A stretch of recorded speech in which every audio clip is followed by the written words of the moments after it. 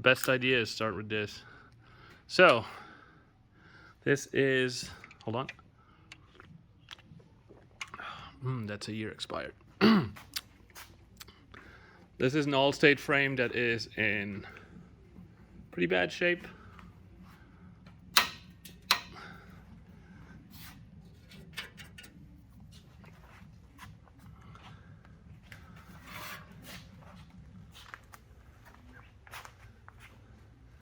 And we are gonna give ourselves 24 hours to make this thing just a little bit faster and cleaner and better. 24 hours starting, where are you?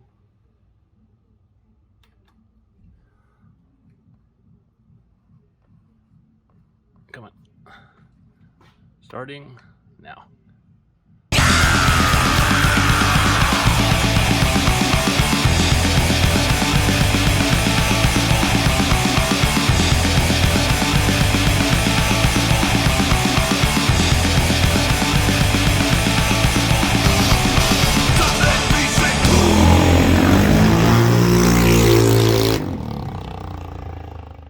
Knocking out floor rails the fast way.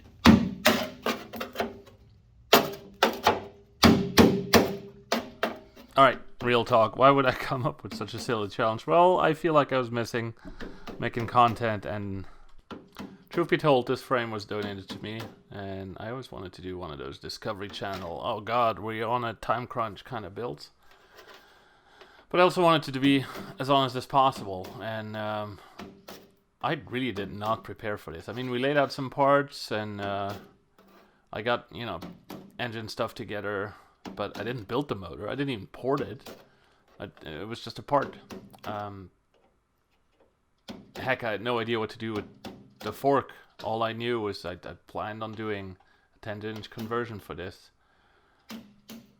And with stuff I have laying around the shop, we'll get this thing going. So here we are. We started with tearing down the frame. We knocked out the old floor rails because for some reason Julian and I decided to just put on new floor rails, because why not put a 3-4 hour job in a 24-hour challenge, right?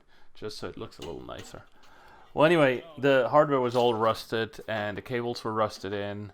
We did cheat just a tiny bit and remove the rear brake cable as it was rusted in the tube ahead of time, simply because, like, if that is stuck in there, we're boned.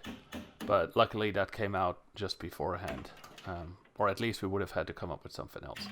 Well, once the floor rails were off, it was ready to remove all the leftover cables.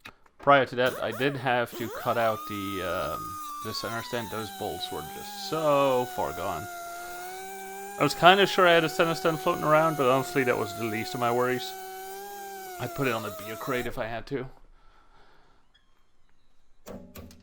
But yeah, all that stuff went right in the trash.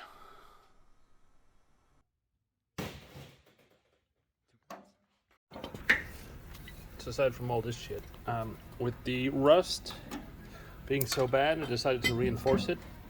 And so I can open the seat, I'm going to use this guy here, which is a toolbox handle. It's going to mount nicely underneath and go up to there, and then get welded onto the frame.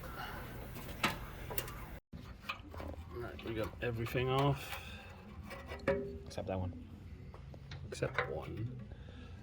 This was a pain in the ass. We are 1 hour in and this took way too long. But I've already mocked up and I made the tube.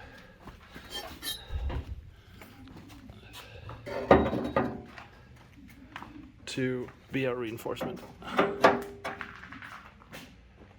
You get the idea. I'll weld that in a minute. Some of the problems we still have is that the wires are stuck in that little shitty tube. Good news is we pre-worked and the brake cable's already out. What else? Oh, yeah, there's a horn screw that's stuck, and then I'm gonna try and reshape this horn cast.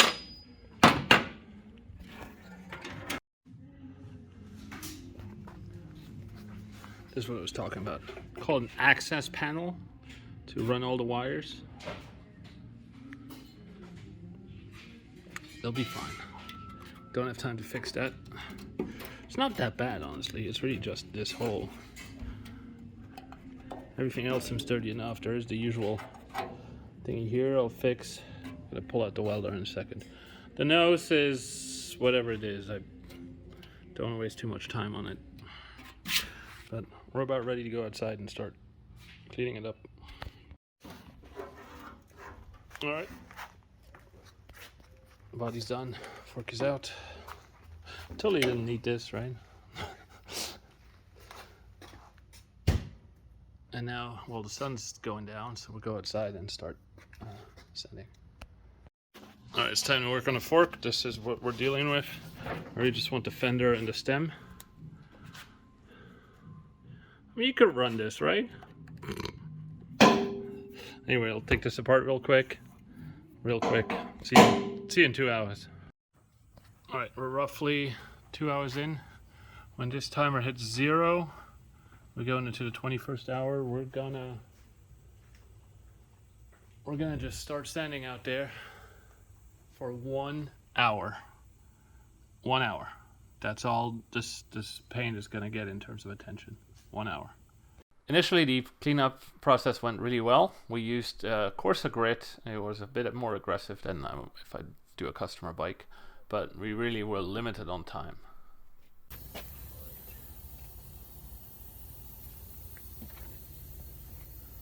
Still needs back here, I think. Yeah. It's way more rusted back here. It's like we're breaking through already to the base paint. So actually I think we do compound instead. But so far, I mean, it looks like real good clean. Alright, got 20 minutes left. We still got the bottom. That is done. This is a bit of a pain because someone painted over it. It's not oxidized paint. It's actually a different layer of paint. So we're gonna risk it and put a thin layer of stripper on it. We're missing a couple of these on the cowl over there. This is a cowl. It looks all right here. It is way messed up on the other side. So I'm gonna steal 2 or 3 off of these, so I can spot weld them on the other side, and that should be easy enough.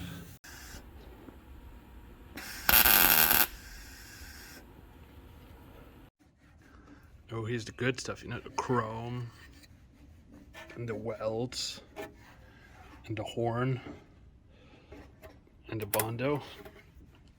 But the swing arm's good, so that's what we're taking. Hey, Julian. Yeah. What's up? They really nailed this one. Oh my god. That's not a cotter pin. Everything's a cotter pin if you try hard enough. Is in good shape. Except, you know, the back plate's, I gotta bend that back, but it was kind of riveted on anyway. I don't really care about the back plate. Not for what we're doing. So it'll be fine. I'll take the brakes off and we'll replace the calipers. And I'll replace that arm too. See how sketchy that is. Kobe. Yeah.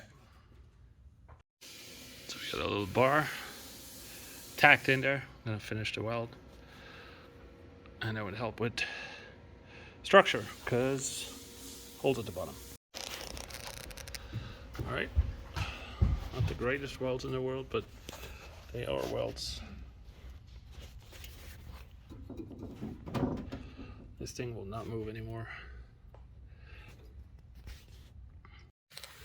Then our secret ingredient.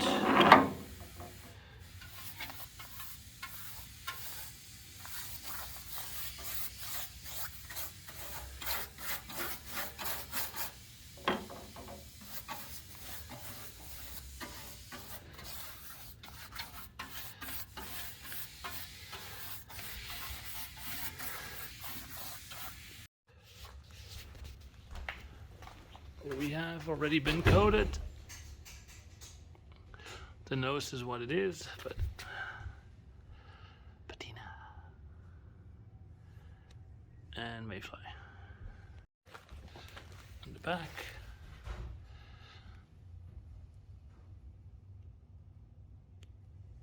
Alright, so at this point in the video, it was 2 a.m., meaning we were 11 hours into the build, so almost halfway, and I think our frame prep was turned out pretty good, stuff was welded, and I felt we were on a good pace, but maybe we are running behind.